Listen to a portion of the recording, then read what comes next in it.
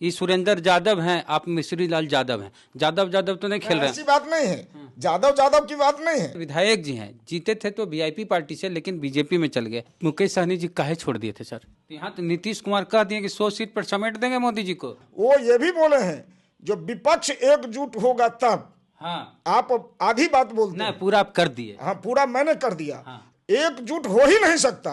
अगर एकजुट भी हो जाएगा हाँ। तो देश में नरेंद्र मोदी की सरकार बनेगी। तो 100 सीट पर नहीं समटाएंगे मोदी जी? अरे मैं बता रहा हूं जो देश में नरेंद्र मोदी जी की सरकार बनेगी। और नहीं बने तो, अगर नीतीश जी प्रधानमंत्री बन गए तो? अरे लोग, ऐसा हो ही नहीं सकता है। कहे छात्रवृत्ति है 2019 से बंद है, ये बड़ा शर्मनाक बात है। आप तो विपक्ष में सर। हम लोग विपक्ष के आदमी हैं। तो आप कुछ कर, कुछ सदन में सरकार को घेरेंगे और बिहार की जनता को बताएंगे जो बिहार की सरकार आपको छात्रवृत्ति का जो पैसा है वो दूसरे फंड में डाइवर्ट कर दिया है। 8800 करोड़ 8800 करोड़ रुपया डाइवर्ट कर दिया है। ये जनता को बताएंगे और सदन में भी घेरेंगे। बिहार में अनुसूचित जाति और जनजाति की छात्रवृत्ति बंद हो गई 2019 से। अब पटना हाईकोर्ट ने इस संदर्भ में जब सवाल किया बिहार सरकार से कि SC/ST को छात्रवृत्ति क्यों नहीं मिल रही है, तो नीतीश कुमार की जो सरकार है उसका कहना है कि हमारे पास पैसा नहीं है। पहले क्या था कि जितनी फीस होती थी प्राइवेट कॉलेज में या सरकारी कॉलेज में, पूरी फीस बिहार सरकार के द्वारा दी जाती थी, जिसमें 60% हिस्सा केंद्र सरकार का होता था और 40% जो होता था वो राज्य सरकार का होता था। दोनों मिला के पूरी फीस दी जाती थी अनुसूचित जाति और जनजाति के विद्यार्थियों को, अगर वो बिहार या बिहार के बाहर किसी भी इंस्टीट्यूट में पढ़ते थे, प्रोफेशनल कोर्स करते थे। अब 2019 के बाद किसी भी SC/ST स्टूडेंट्स को स्कॉलरशिप नहीं मिला है। पटना हाईकोर्ट इसी संदर्भ में सवाल किया था बिहार सरकार से, तो नीतीश कुमार की सरकार का यही कहना था कि हमारे पास बजट नहीं है और जो भी पैसा किसी भी राज्य सरकार हो, केंद्र सरकार हो, टोटल बजट का 15% हिस्सा जो है SC/ST पे खर्च करना होता है। तो वो पैसा 15% पैसा नीतीश कुमार ने दूसरे कामों में खर्चा कर दिया। SC/ST स्कॉलरशिप का जो पैसा था उसको पुल बनाने में, सड़क बनाने में, इस तरह के कार्यों में खर्च कर दिया गया है। बात करेंगे इसी मुद्दे पे। मिश्री लाल यादव जी हैं, विधायक जी हैं, जीते थे तो वीआईपी पार्टी से, लेकिन बीजेपी में चल गए। सर, नीतीश कुमार की सरकार है, वो SC/ST का जो स्कॉलरशिप होता बंद कर दी, बोल दे हमारे पास पैसे नहीं हाईकोर्ट को। बिहार के माननीय मुख्यमंत्री जी नीतीश कुमार जी को सरकार का प्रमुख होने के नाते इस ढंग का जवाब नहीं देना चाहिए जो मेरे पास में पैसे नहीं है। इसलिए जो बिहार के जो दलित हैं, देश के जो दलित हैं, उसका उत्थान, उसका विकास करना हर एक सरकार का कर्तव्य बनता है। जहां तक छात्रवृत्ति है 2019 से बंद है, ये बड़ा शर्मनाक बात है।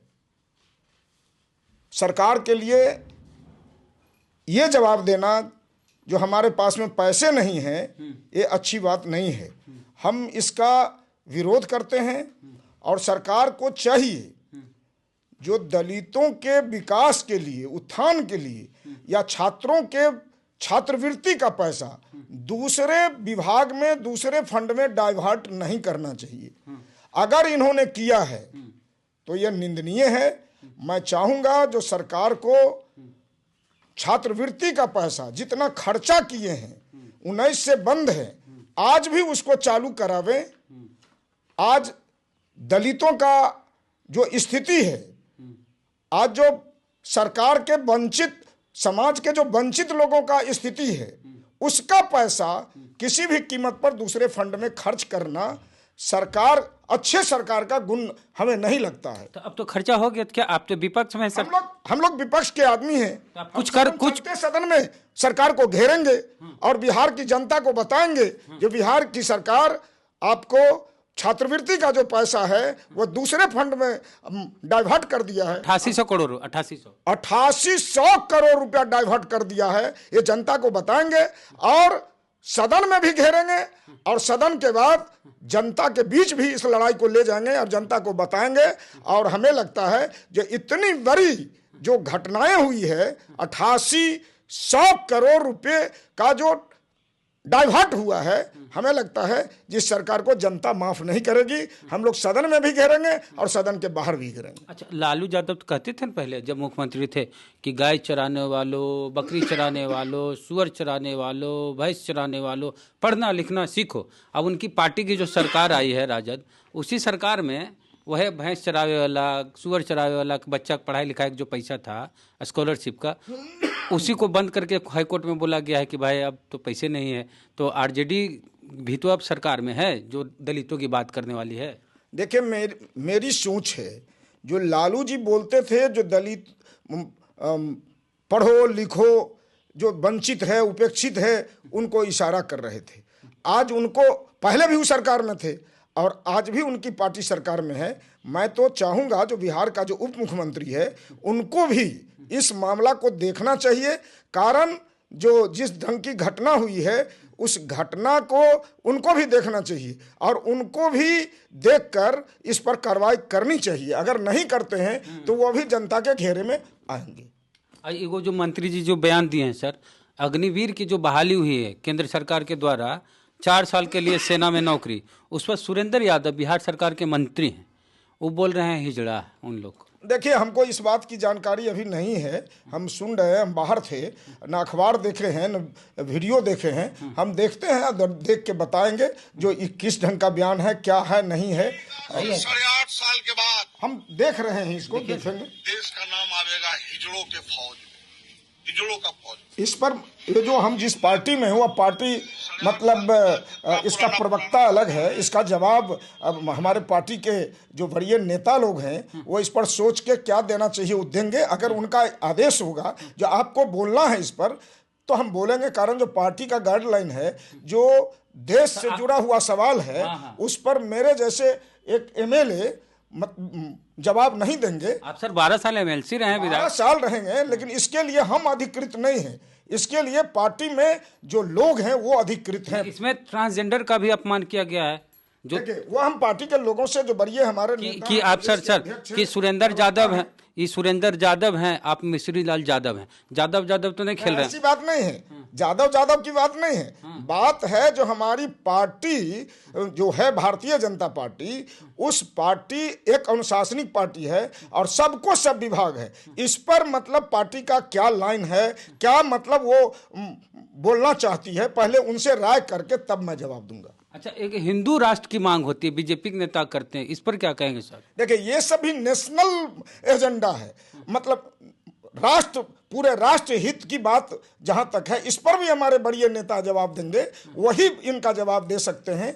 उनकी सोच क्या है, वो क्या चाहते हैं, वो हमारे बड़े नेता। अच्छा, मुकेश सहनी जी की पार्टी से आप विधायक रहे, अब मुकेश सहनी फिर आप एक साथ आ रहे हैं, सुनने में आया है, तब मुकेश सहनी जी काहे छोड़ दिए थे सर? देखिए, मुकेश सहनी जी जो साथ छोड़े थे, राजनीति में कौन कब कहाँ जाएंगे ये मतलब कहना मुश्किल है।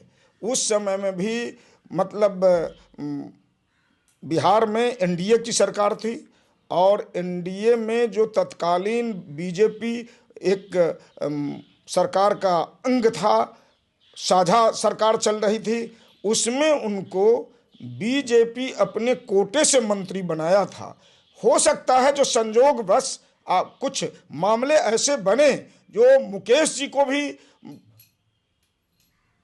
एनडीए से हटना पड़ा और पार्टी को भी कोई डिसीजन लेना पड़ा। अगर वो आते हैं तो स्वागत है उनका। आप काहे छोड़ दिए? अब मेरे छोड़ने का सवाल, जहां बात तो पुरानी हो गई, मैं तो बोल चुका हूं। जो मैंने मुकेश जी को हमने कहाँ छोड़ा है। मुकेश जी पर जो पार्टी बीजेपी, हम लोग पहले वीआईपी में थे, उनके सिंबल पर चुनाव लड़े थे और सिंबल पर चुनाव लड़ने के बाद मतलब मैं बीजेपी में शामिल हुआ। और वो जो हैं मुकेश जी, वो आज मतलब महागठबंधन में चले गए।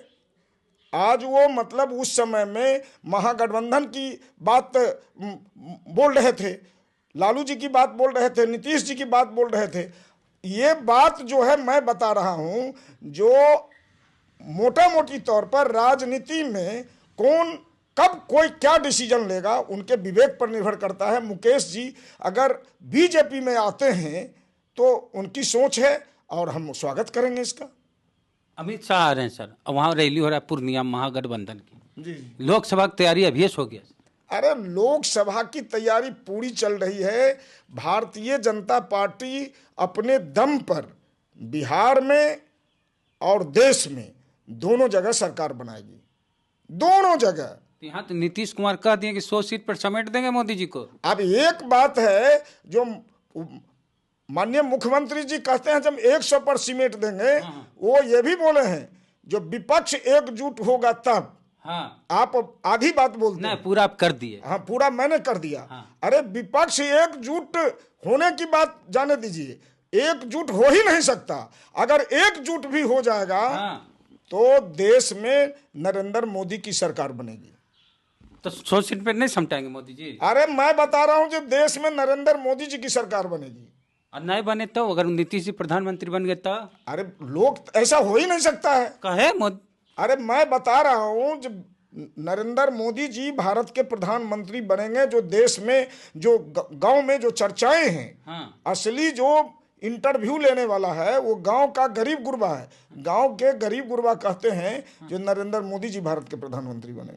हाँ हाँ बिल्कुल। अब आप बिहारी होने के नाते ना एक दिरीमनी लगता होगा कि बिहार से प्रधानमंत्री को हो जाए। अब सवाल मैं बताता हूं जो बिहारी होने के नाते मैं क्या करूंगा। मैं बता रहा हूं जो देश के जो राज्य के जो गरीब लोग हैं वो कहते हैं जो नरेंद्र मोदी प्रधानमंत्री बने। अच्छा, काहे ला रहे हैं अमित शाह बिहार में सर? वो राष्ट्र के नेता हैं, पूरे देश के नेता हैं। पार्टी को मजबूत करने के लिए, पार्टी को संगठित करने के लिए अगला युद्ध जो लड़ेंगे पार्लियामेंट का, उसकी भी तैयारी के लिए वो पूरे देश में घूर रहे हैं, बिहार में नहीं सभी राज्यों में घूर रहे हैं। और महागठबंधन का जो पूर्णिया में रैली हो रहा है उस पर क्या पूरा खाली होले सब ऑफिस? अरे वो फलप हो जाएगा। वो सब कहीं नहीं चलेगा। यहाँ अमित शाह जी की जो मीटिंग हो रही है वो ऐतिहासिक होगा। तो दोनों एक ही दिन है सर? दोनों एक दिन है, तो देख लीजिएगा क्या हो रहा है। तो ज्यादा आदमी कने रहेगा? अरे ज्यादा कम की बात कहाँ तक है। उन्हें 7 पार्टी है सर। देखिए 7 पार्टी है उससे नहीं कोई माने मतलब है। बीजेपी अपने दम पर बिहार में और देश में दोनों जगह सरकार बनाएगी। चलिए, तो मिश्री लाल यादव जी विधायक जी हैं, वीआईपी पार्टी जीते चल गए भाजपा। इनका कहना है कि स्कॉलरशिप के लिए हम लोग आवाज़ उठाएंगे विधानसभा SC ST के लिए। और बाकी सवाल जवाब हुआ, उस पर आपका क्या कहना है कमेंट बॉक्स में लिखिए। फेसबुक वीडियो देख रहे हैं पेज को लाइक फॉलो नहीं किया कर लीजिए। यूट्यूब पे वीडियो देख रहे हैं सब्सक्राइबर नहीं है तो घंटी बजा कीजिए। जय भीम, जय भारत।